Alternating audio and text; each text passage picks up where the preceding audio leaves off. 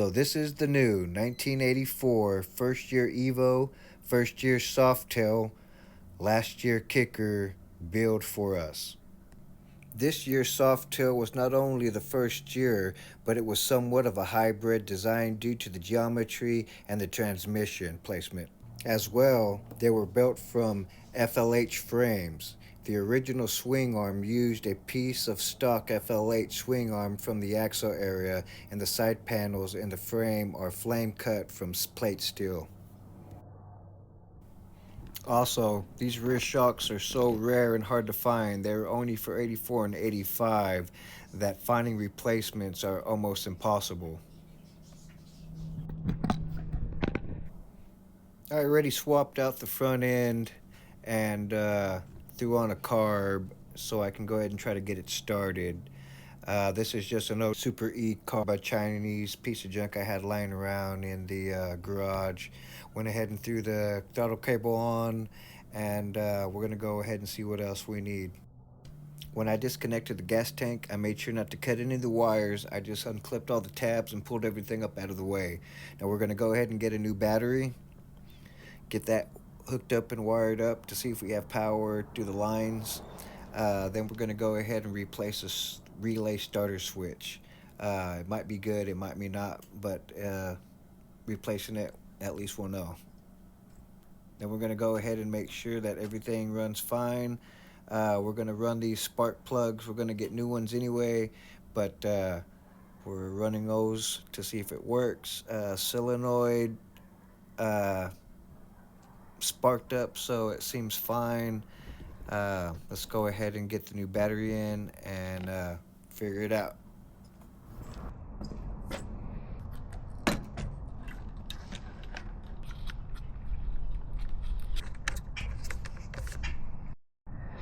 Alright, now that we got the battery on, we're going to go ahead and replace the starter relay switch. It may be good, it may be not. It's just a good thing to go ahead and change while we're messing around with stuff right here. It was only $3, so let's go ahead and swap that out. Okay, that was easy as unplugging the actual circuit and plugging in the new relay starter switch. Here's the new one. Here's the old one, still bolted on.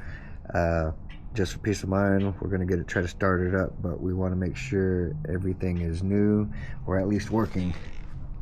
So here's our ignition switch, and what we got going on in this mess.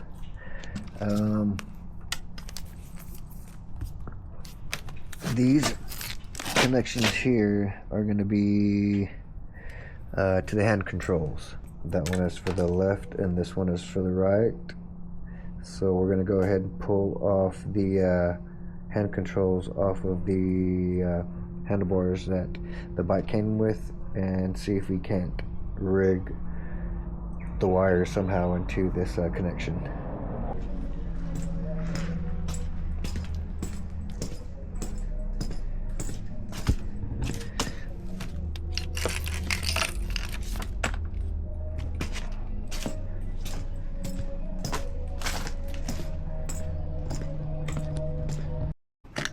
Okay, here are the hand controls from the handlebars that it came with.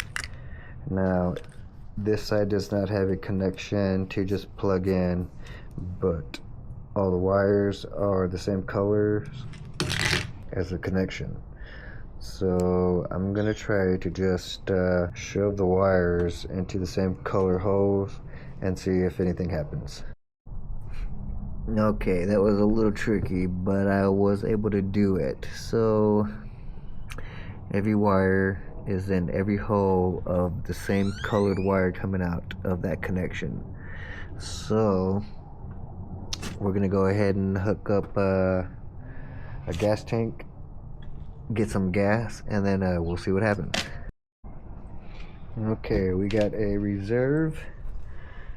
Actually, this is Vengeance setup here, so I have the reserve hooked up to the line, to the carb. Let's see, 1, 2,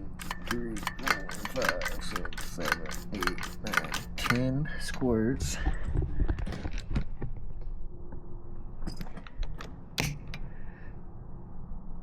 Got power. Run.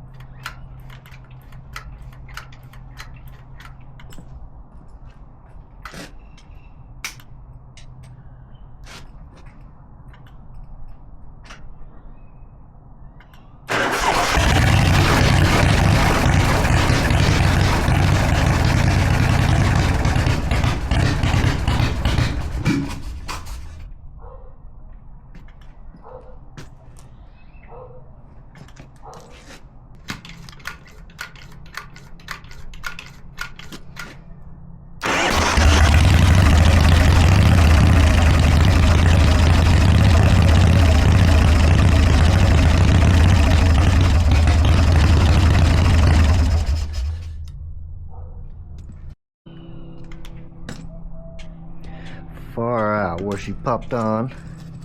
She is alive after since being dead since 2015.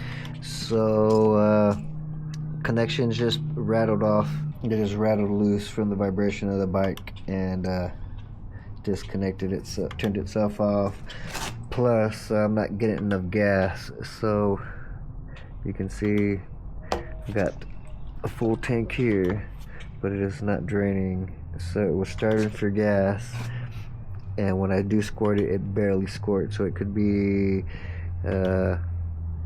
just because I got an old junky Chinese Super E that I had lying around that I threw on, and it could be not getting enough gas. Could be both, but she started. Alright, now that we got her running, we're going to go ahead and get a parts list together, see what we're going to go ahead and keep on the bike, what we're going to toss, and how we're going to continue this build. So far we are $130 on the battery, $3 on the starter relay switch, $6 for a quart of oil, $6 for a quart of oil for the primary, and then $3 for a gallon of gas. That's it for this episode of Choppular Mechanics. Now that we know we got it running, we're going to go ahead and get that part list together, get a hold of Lowbrow Customs. We're going to get some new spark plugs. We're going to go ahead and get some new gaskets for this rocker top. I don't know what this junk is out of it, but this is like, looks like gum on this side, and then this side looks like, I don't know. But we're going to go ahead and get the gaskets replaced on those. Inside the air breather bolts. Now, these aren't actually air breathers. They're just threaded to hold on a carburetor, CV carb, but they are filled with mud dauber nests. And got to get the mud daubers cleaned out of there. Mud daubers just made nests through all of this. I actually saw a video, some guy pulled off his heads and it had wasp nests up inside the head. So we're gonna go ahead and take a look at that while we're getting new gaskets on. As well, when I was messing with everything before filming for the electrical, I was messing with the kicker and this doesn't even work. The oil slinger on the inside is gone. Drop bearing is destroyed. So I need to get all that worked out on as well before I can even get the Kickstarter running. Probably even get the bike riding. And then, like I said, we're either going to figure out if we're going to replace the shocks or go ahead and hardtail it. We'll figure that along the way. Then we're going to get rid of all the wiring and do a simple chopper wiring hookup.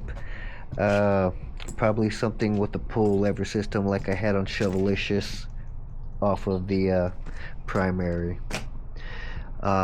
When doing that, we get rid of that solenoid, get a smaller one, and relocate it in a different spot, so that way we have that area reserved for the lever. Don't forget to follow on Wrenching Wednesdays every Wednesday at 7 o'clock on my Instagram, AJ_Bengoa, where we will introduce all the parts and accessories that come to us before we install them.